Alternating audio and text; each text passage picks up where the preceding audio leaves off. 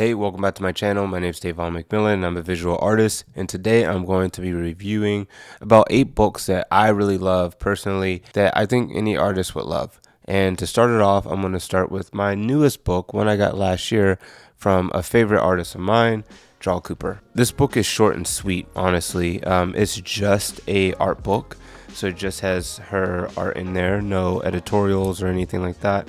It's signed, of course. It's signed down here in pencil, 2003.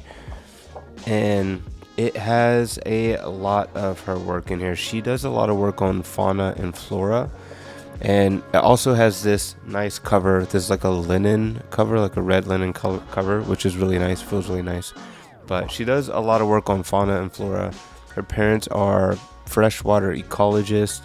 So I think they just studied like fauna and flora that are in freshwater sources, and you could see that within a lot of her artwork. She works both traditionally and digitally, and she's even done some like fashion design before. But the book, you can see that she does amazing line work, and her compositions are awesome.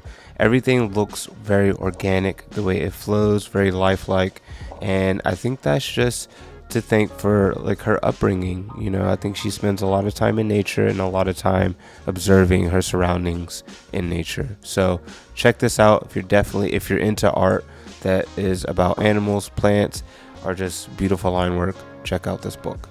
Next up, we got James Jean, a Taiwanese American artist. He does a lot of paintings as well as illustrations, both digitally and traditionally.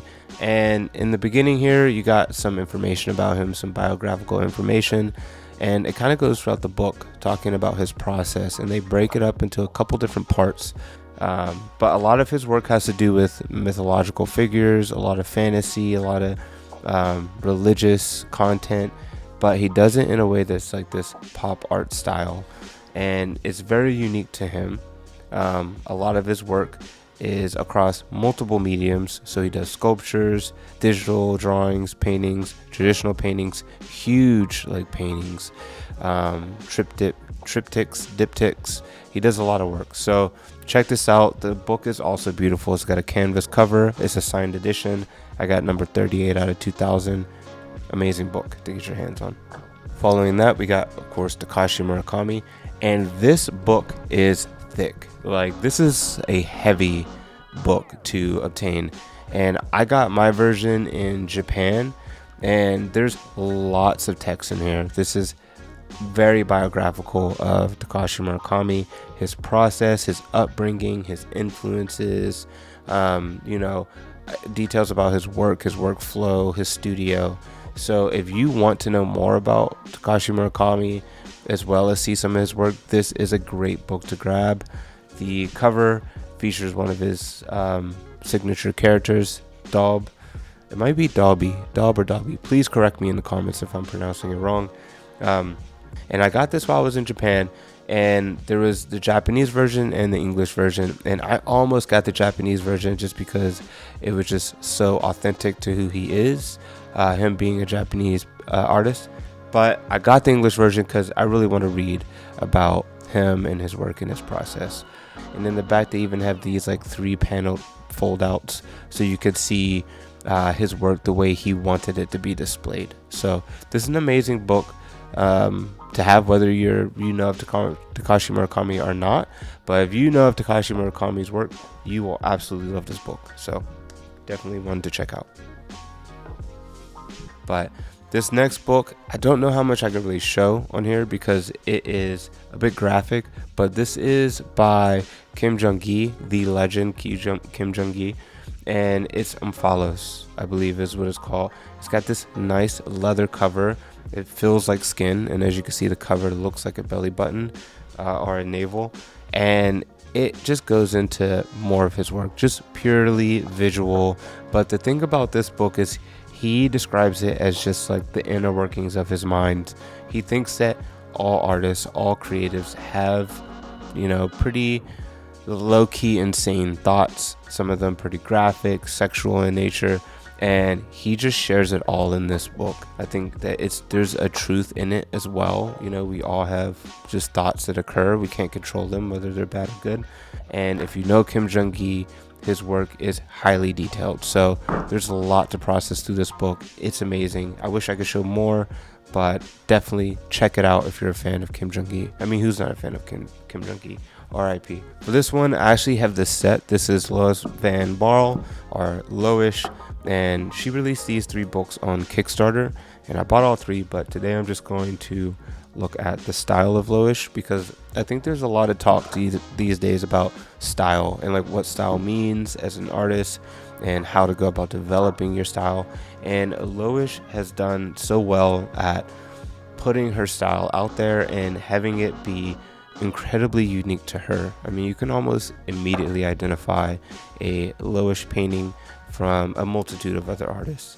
And this was a signed edition. Of course, they're all signed editions, but the book goes into how her style, how she kind of built it, how she goes about building on it as it already is as an established style, how she goes about her process, her inspirations. And her style is like this watery, kind of flowy, dreamy, painterly look, which is mostly digital, but she's even able to capture that on traditional paintings or sketches or things like that. So if you're interested in developing your style, or if you're interested in Loish's style, definitely check this book out.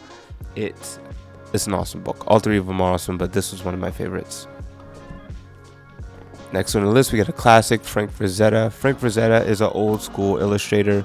He was around a while ago in the 1960s or 70s, I believe. Correct me if I'm wrong, please, and thank you. And he is a master of composition. He does composition really well using triangular compositions, square compositions, radial compositions, and he's great at figure art. He is someone who really paid attention to how not just capture what he sees, but enhance some of the things that you see in order to paint a better picture or to give a illustration more motion, make it more dynamic. So if you want to know about the classics, Frank Frazetta is definitely one of the classic OG illustrators, and you should definitely check this book out. Next up, like I said, I was in Japan for a while, so I picked this one up, Kill la Kill, the official guidebook. Now, this one is unique because Kill la Kill's typography is amazing. I love that font, that signature font they're known for. So I had to get this one in Japanese just because I love that style of that font. But it's full of information that I unfortunately cannot read.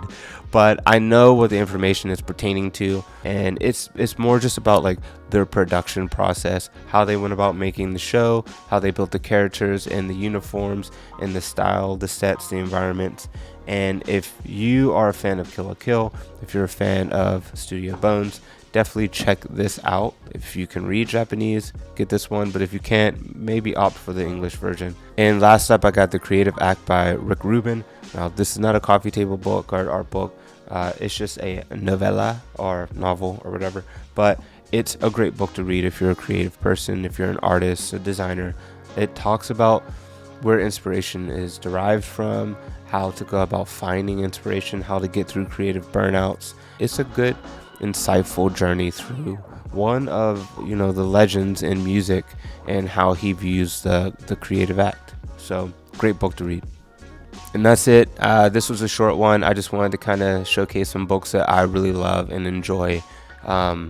Any excuse to get off your phone, get off the digital media, and just kind of be present.